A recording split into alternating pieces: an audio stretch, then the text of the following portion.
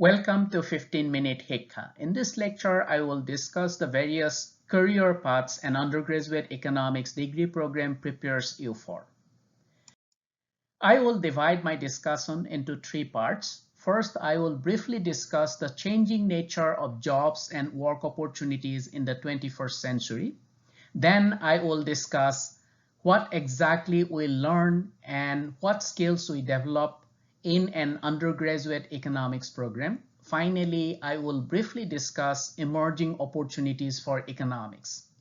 Instead of giving an exhaustive list of career opportunities and options, I will focus on the skills and knowledge, that is the human capital, you acquire from such a program, and will try to direct your attention to emerging jobs and careers they fit into. There are several factors that affect the jobs and work opportunities in the 21st century. First, there have been structural changes in the economies around the world. These are gradual, long-lasting changes of the overall economy. One such change is the changing composition of the economy along products versus services. As you all know, an economy produces both tangible products and intangible services. Over the last several decades, the relative share of services has been rising not only in developed countries but also in developing countries. With that, the number of workers employed in the service sectors is rising faster relative to the number of workers in the products or goods producing sectors. Another important change or structural change is taking place in the information versus material decomposition of the economy. We can divide the economy into two intertwined domains. One that is involved in transforming information from one pattern into another, or in creating, processing, and transmitting information, and the other domain that is involved in transforming matters or materials from one form into another. The information segment of the economy is increasing in its size and relative share. The number of workers employed in the information segment is also increasing relatively faster than those employed in the material segment or material domain. If we juxtapose these two dichotomies, we get four supersectors of the economy, of which the information services sector is the largest segment. This sector includes services like education, banking and finance, various professional and business services, etc. Although the growth of information services, both in terms of value and employment generation, is quite visible in developed countries, this trend has emerged in many developing countries as well. The second factor that always significantly affects the labor market is the technological changes. Over the last 3 decades, we have observed unprecedented advances in information and communication technologies. This is not one technology, but a number of varied technologies that have changed the way we live our lives, the way we conduct our economic activities, the way we run our businesses, and the way we run our governments. There have been numerous technology-enabled innovations with direct consequences for the labor market. Finally, there are demographic and social changes that affect markets for various goods and services and in turn affect the labor market. The demographic changes include the changes in the age and gender structure, and the social changes include the changes in the family structure, ethnic and racial composition, etc. In order to understand the changes in the labor or job market, let me introduce you to a task-based framework for analyzing various jobs or occupations. We know that each job or occupation involves several tasks. A task is an assigned piece of work. For example, as a college professor, my tasks include building a course curriculum, preparing course syllabi, presenting lectures, mentoring students, creating assignments, grading, resourcing, and publishing, etc. A task may require you to use your mind or your body. Based on that, a task may be a cognitive task or a physical or non-cognitive task. Further, a task may be repetitive or routine, or it could be non-repetitive or non-routine. Thus, the task any job requires us to complete can be classified into one of these four categories. Here you can see in this table routine cognitive, non-routine cognitive, routine physical, and non-routine physical. Or you can say routine non-cognitive and non-routine non-cognitive. For example, while presenting lecture is a routine cognitive task in my job, resourcing and publishing or creating a course curriculum is a non-routine cognitive task.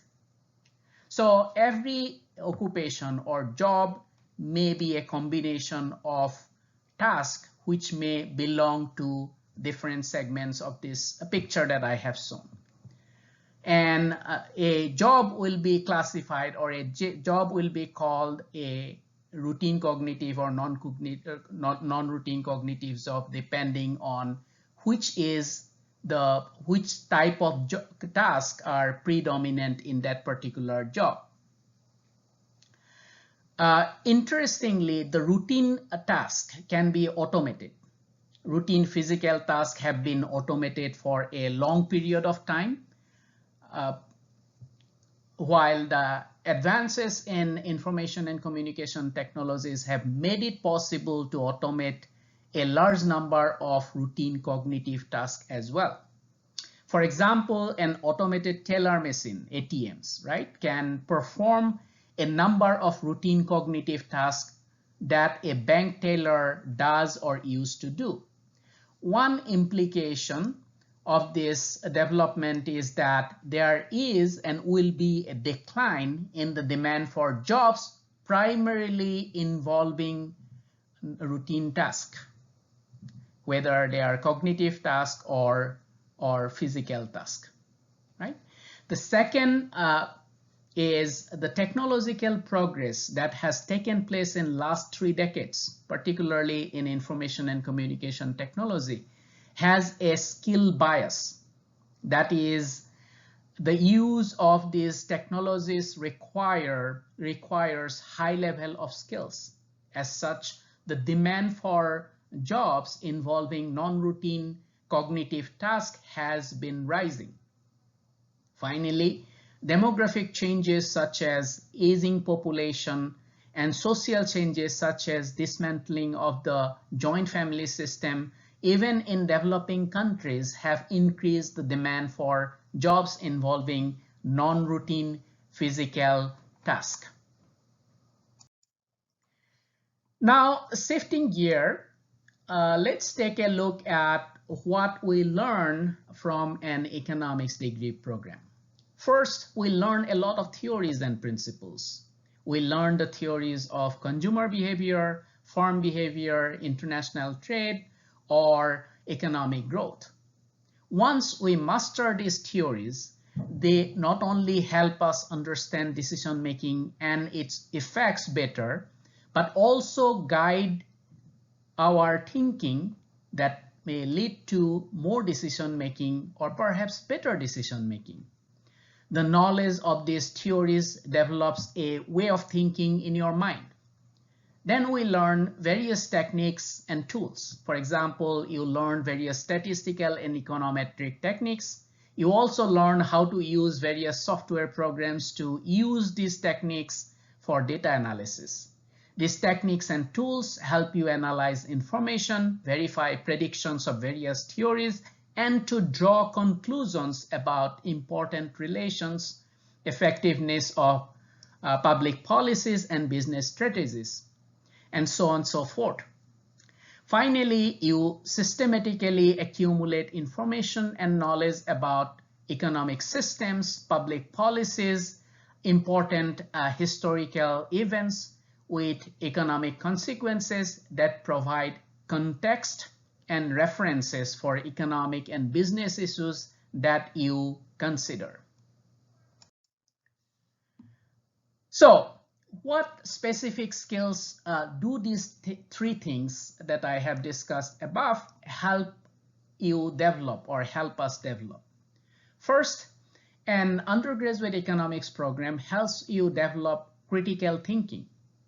It is the use of logic and reasoning to identify the strengths and weaknesses of alternative solutions, conclusions, or approaches to problems. This has been identified as one of the most important skills for the 21st century. Of course, there are other disciplines that can develop this skill in students. Economics also helps acquire the decision-making skill. I have already discussed in lecture 1 how economics is all about studying decision-making. It is the skill of considering the relative cost and benefits of potential actions to choose the most appropriate action. In an economics program, you also learn how to use mathematics and quantitative reasoning to solve problems. For example, you learn how to use game theory to problem solving. Further, you learn data analysis skills, including use of software like R, Python, Stata, SAS, and there are so many. Finally, you develop a skill of understanding business and markets. Now, let us see what we can conclude about what kind of jobs or occupations an economics degree program prepares you for. The skills and knowledge that you acquire or develop in an undergraduate economics program prepare you for jobs that involve a variety of cognitive tasks. You probably would not go for physical tasks, right? And the good news is that you have the skills and knowledge for jobs involving non-routine cognitive tasks that have a much brighter outlook in the next several decades. It is important to recognize that these jobs are evolving as new tasks are emerging and old tasks are changing or disappearing. For example, even my teaching job has evolved over past 20 years that I have been teaching. Finally, there are a lot of opportunities in the new gig economy for you with the skills that you have acquired. Now, what is a gig economy? You probably know that in a gig economy, you are not affiliated as a regular employee to a company or an organization. You are a freelancer. You are an independent contractor providing services that are in great demand. And for an economics students, there are a lot of opportunities. It could be financial and economic analysis. It could be market research. It could be actuarial service. It could be business report, and so on and so forth. From our discussion above, it is clear that with an economics degree, you are or you should be prepared for jobs that primarily involve non-routine cognitive tasks. So in choosing a career or a job, you need to look at the task that the specific job requires you to do, and you need to match them with your skills. Now let us take a look at broad sectors where there are a lot of jobs for economics majors, with some specific examples of jobs and occupations. First, there are a large number of administrative jobs in public administration. You can get those jobs by writing national level competitive exams conducted by the Union Public Service Commission, or state level jobs conducted by the state public service commissions.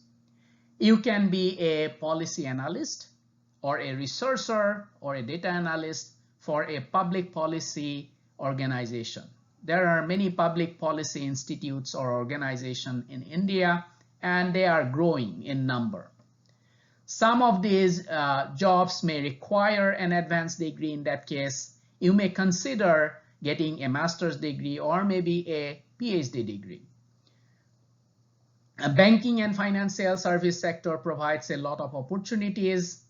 Actuary, investment analyst, credit analyst, financial advisor, securities trader, and these occupations or these jobs you can do as part of an organization or as an independent contractor or as a freelancer.